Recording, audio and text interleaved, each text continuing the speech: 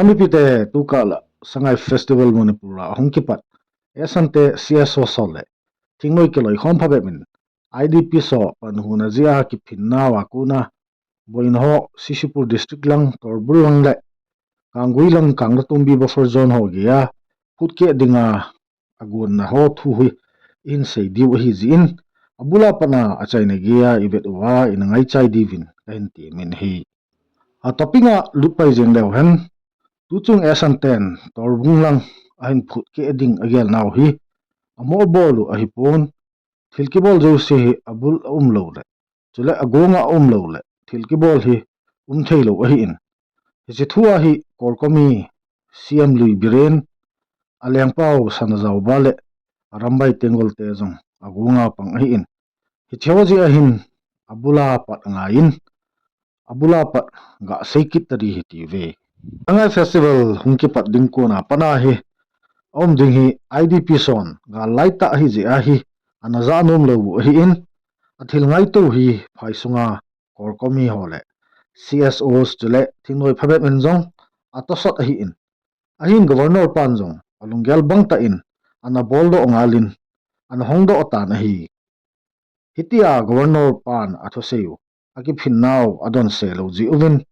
IDP son aseima bangowin ki phinna ahin pan ngal tawin hiti chun atoson ho CSO sole adi di in korkomi te chun phate chan anata sot uvin asuna zan umlovin dukan kaithil lamhlong ho akha uvin hi le government hon hiti a manipura dinga athupi pen festival a ki he foreign attraction zong hi chule tourist ho zong hungji a hi ji a chu hitia ki phen na ding deilo zala chun please so agoi win mipi changchu ana no che win a hi le ki boi la la jeng win mipi aki sukha jong awmin please so jong mipi amat loi aki sukha loi chu ana dim se jeng win hichikala hin ki phen na bol ho le manipur police a IGP hi IPS thim thing ngasingwa tangkun pa chu to an ki boi win aman jong aki boi pi ho mading agot le Ehsan te leng pau leisemba sanazawa ko machun anazam lu win aman jong kingaman lovin apliso to adel pai payule ama ho jong MP pa Ehsan te leng pa get pha ta uchun again uchu akha khumji uvin get chu nampu a asohong win ainu chu aluna lovin aki phin ho chu hol le khat jong amukit tapu na hi hiti chun alung han hu san chun IGP pa chun lengpa MP pa security personnel ho ko ma chun nang ho hi na chungwa FIR ka bol humding chule IDP so selji le rally abolu ki thopi na ani je ajong MP pya jong FIR abol humding in season hi che thuji hin apet penin MP pan BJP lamkai ho he sai na hi le CM lui de tolpu biren sing lamkai na in BJP a cabinet lui phabet to MLS mi somlenga in amun chu adel lut win lengpa inachun athum dan chu anaki ho tawin hi ajingin apiele BS apang shift data kiti shift data lawangin thuso bol hokoma nge na anei thu asin achalo na long CCTV in avet sa in athu se hi nga ngai ki tri TV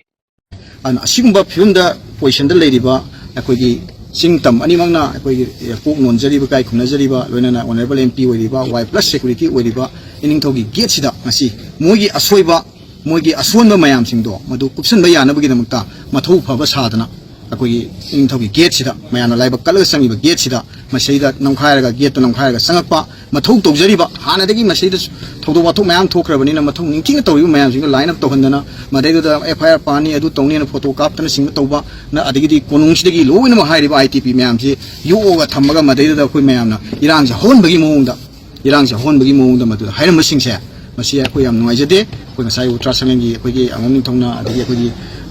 advocate general secretary su thambigre aduna koi honorable MP gi office ki maiki degi su honorable governor da hariba se koi necessary action lo piu suspend to wiu aloina na masi tawdri bodi akoi makha taba ate leiriba koi gi atopa higher up da koi madu che thaba madugi process to koi chathagi gani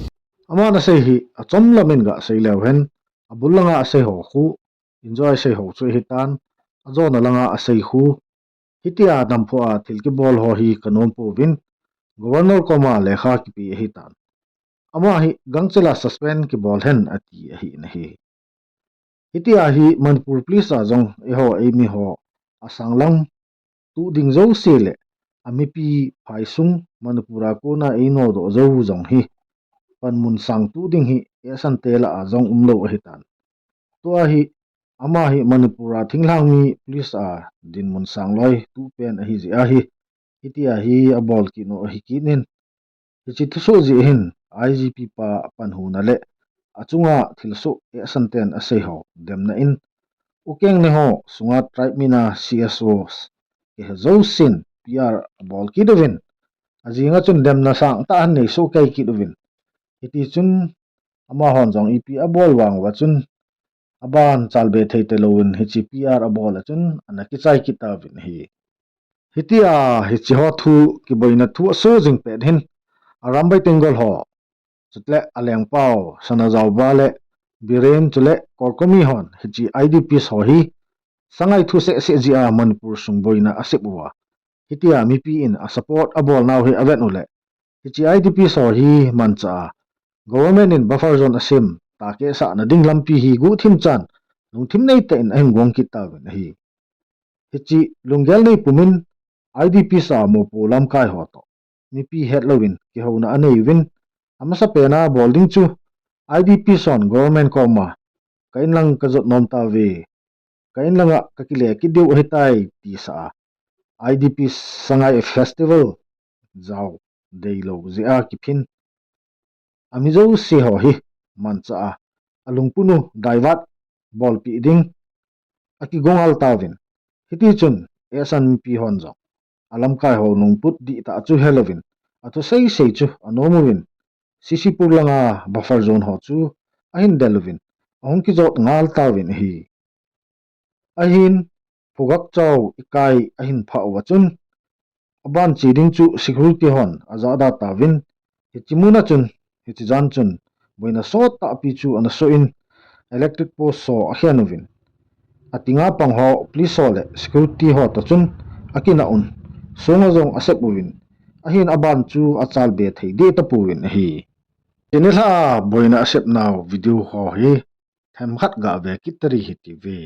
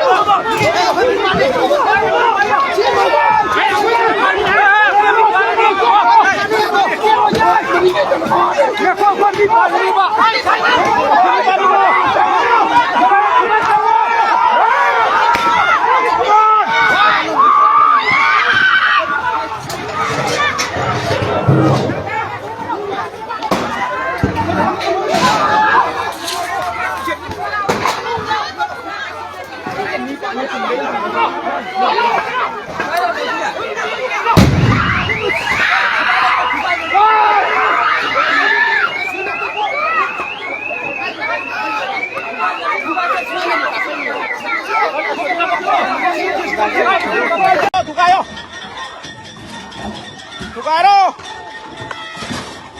Irang kada tuai ko bayam siya. Irang kada tuai. Irang kada tuai. Lai mutak re Tukaro. Mayam yuksalo, mayam yuksan biro yare. Irang kale. Tukaro. Mayam biro yuksan biro ko. Irang jikan kadi ko. Mayam yuksalo yuksan biro. Tol jik to bungda. Lang thok ro Tukaro. Khopila mam te na lung kham siun lan tuni hi meite te to ki boy sim tawa emergency a post lam kai ka delu he ka post wi le sethi mengta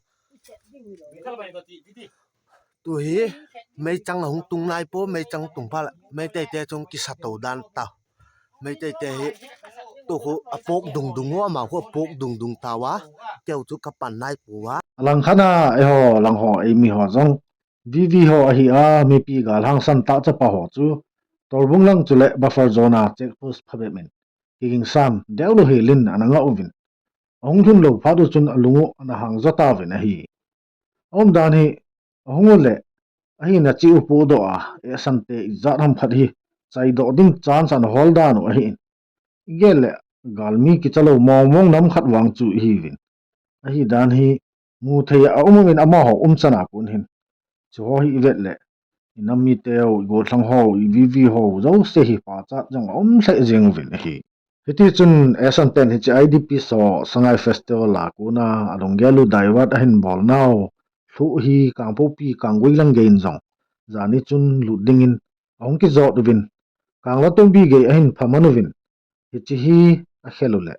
actual border ti chu gamgi phai chu a hi kitan ahin security hon aban ma chal sa lowa kangda tombi a hi atino chu a hi kitan a hi hitabang ngai chun jalbam langjong I hu lo le hi thei loading a hi tin arambai tengola piaro pau robin mangangen asipai ho atil kho kinin langkhana athu se hi ga ngai kitri hi ti ve aduna akhoi jiribam sida thoiba thodok wathok kudingmak ngasi imphal da thokte ngasi tampak lamdam da thokte aduna noi akhoi laina lai thokpa yaba nate jiribam kandaba yade by any how by any hook by any means by any crook jiribam kandaba yade jiribam hojik supnam sason tawrga kuki na amuksu kangpokpi modbung sapamena paisen grije sumaina jiribam ji jo paisen na kan na honari karigumba jiribam ji jo amuk yek na kuki minai naithang jingjina paisen gi targadi noi akhoi lan suksoi soidana maithi gane maramdi chak yaudana lan tawbudi yaro yagadro chindaw sing chak yaudana lan tawbu yaroi hojik aduna route amadagi lai sidi ni gi mipan tanga hingbaga chap manare pangan gi naga gi driver sing gi mipan tanga khoi ne hingi jiribam rom dadi maitai sing khara ji changi adubo ngasi jiribam rom da kanna moina focus tawri ji kai gino har ganda route ani ji hek paisen gi ganda yekna ba kukina maitai lore aduna khoi jiribam sida thoiba thodok wathok kudingmak ngasi imphal da thokte ngasi tampak lamdam da thokte aduna noi akhoi laina lai thokpa yaba nate jiribam kandaba yade by any how by any hook by any means by any crook jiribam kandaba yade jiribam hek paisen gi matam da yekna ba kukina ngasi maitai phibam ta roi aduna jiribam se akhoi kangadabni ade more si ma paisen gre more se akhoi kadonga me hojik more da kanam kem toru bungam re si hai dona noi ningan na banate noi gi thauna nei na hapi se noi gi thauna ni hapi se ngasi tolop lupa bau sikim bau phangdaba isana sen khaina raga ium dagi cheng hawai chewai punaraga tamin narga leiriba noi ngasi wana humang tangai nasa da so open meyam yauraga training tawri meyam se noi lupa am phang banate nasa gi kathokpa nasa gi leibak noksiba adu ma kane aduna hi ho jeng se helovin kangpopi district saikulanga ikole dolai thabi langa idp sonjong adal ha naw agamu lutkit ding tuni chun ong ki tol ki duvin security force to dolai thabi a anaki boy chankit win ahin achi got na munu chu security hon adna tinja levin ti chun ama ho achi na got munu chu ana thungkit tapu win hi hiti a hi phaisum boina sangai festival ke bol dei lo na thu se a ki phin ho hi chan ge amun amuna buffer zone ho ta ki a ina nung chen na ding thang sap na thu ho ane na ho hi aban hi all ola hungma chal be ding a hi in aji chu atoson ho hin pr sunga hi apabaru adei banga exerciseable thailo ji wa hi chi IDP so chunga hi na to len ta tong dinga hi ki go hi ji in namni pi te jong yum na chi wa lim he wa panengai ta le king sathi ma yum diu hi de sa hi ta na hi chainan ki pum khat wa ngel khat le tha khat na yum mo le zona chu yo banu hi pi sumilovin dunia tu su isei ingai hi chan hin chai ta hi ti ve